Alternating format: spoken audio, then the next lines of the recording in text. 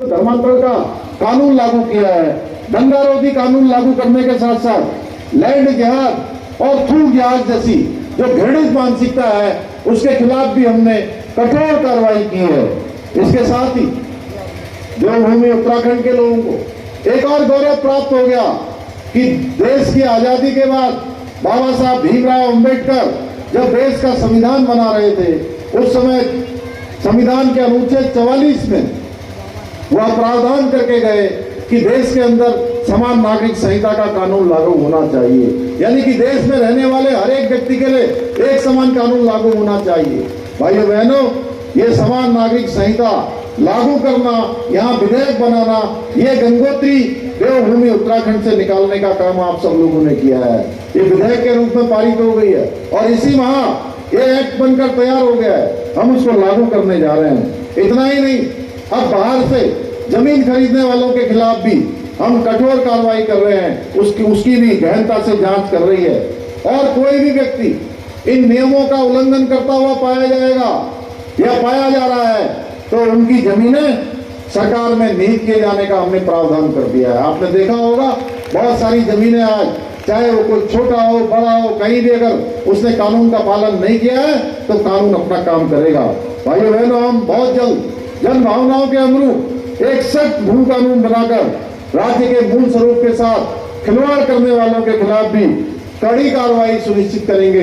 इसकी प्रक्रिया भी गतिमान है। एक और जहां हम विभिन्न प्रकार की योजनाओं और विकास योजनाओं के माध्यम से प्रदेश के इंफ्रास्ट्रक्चर को मजबूत करने के साथ साथ आम व्यक्ति के जनजीवन को ऊपर उठाने का प्रयास कर रहे हैं, वहीं दूसरी ओर कांग्रेस पार्टी हमेशा जिसने भ्रष्टाचार को बढ़ावा देने के साथ साथ सनातन को भी बदनाम करने का पाप किया है।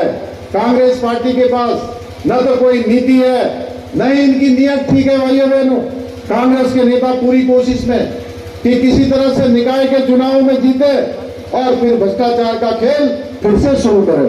वैसे तो आप सब लोग बहुत समझदार हैं और कांग्रेस पार्टी के किसी भी उम्मीदवार को नगर पालिका में ही नहीं पार्षदों में भी आप किसी उम्मीदवार को चुनाव में जीतने नहीं देंगे। और एक बार ये सोचकर देखिए, माना ये गलती से जीत भी गए तो ये क्या करेंगे? मैं बताऊं ये क्या करेंगे? बताऊं? जब आप इनसे अपने क्षेत्र के विकास के बारे में बात करेंगे, अभी गणेश शाह ने बताया कि वह जीतने के बाद क्या क्या करेंगे। यहाँ आरती शुरू करवाएंगे, यहाँ पार्किंग बनवाएंगे, यहाँ मल्टीलेक्स कॉम्प्लेक्स बनाएंगे, मैरीन ड्राइव शुरू करवाएंगे। आप इनके पास जाएंगे, किसी विकास कार्य को करने को कहेंगे तो कहेंगे, उनका क्या जवाब होगा? उनका एक ही जवाब होगा कि अरे भाई, हम जीत तो गए, अब हम काम कैसे करें?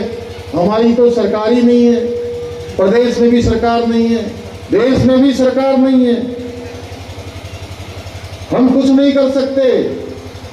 मैं आप सभी से पूछता हूं, ऐसी स्थिति में इन लोगों को जिताना ही क्यों है जो काम ही नहीं कर सकते? भाइयों बहनों, कांग्रेस पार्टी आज इतने नीचे गिर चुकी है कि हमारे द्वारा जो विकास के काम किए जा रहे हैं, जो निर्णय लिए जा रहे हैं, जनता के लिए जो योजनाएं लागू की जा रही हैं, उन योजनाओं तक का विरोध करने में लगे हैं।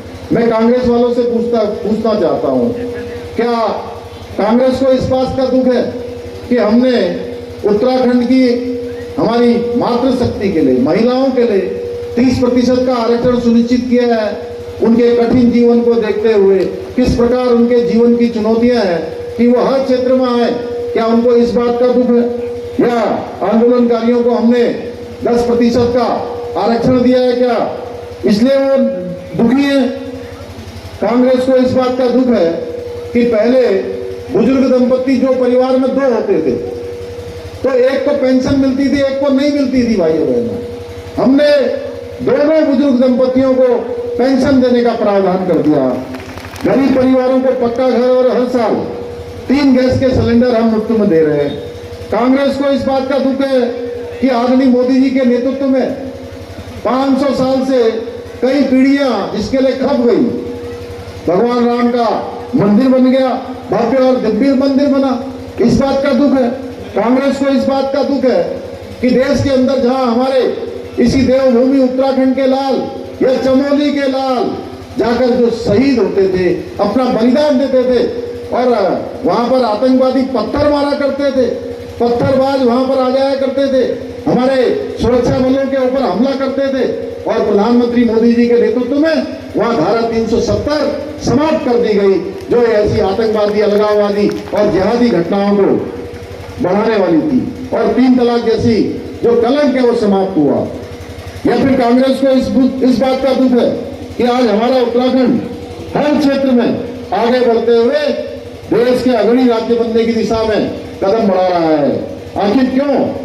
ये कांग्रेस के लोग प्रदेश के विकास और जनकल्याणकारी योजनाओं में तरह तरह की बाधाएं पहुंचाने की कोशिश करते हैं। मैं आज इस मंच से आप सब लोगों को विश्वास दिलाना चाहता हूं कि कांग्रेस के लोग जितने भी षड्यंत्र कर लें, जितनी भी बाधा कर लें, लेकिन हम चाहे कर्णप्रयाग हो, गौचर हो, या चमोली जनपद हो, या पूरा देवभूमि उत्तराखंड है, उसके विकास कार्यों में कोई बाधा नहीं आने देंगे भाइयों बहनों।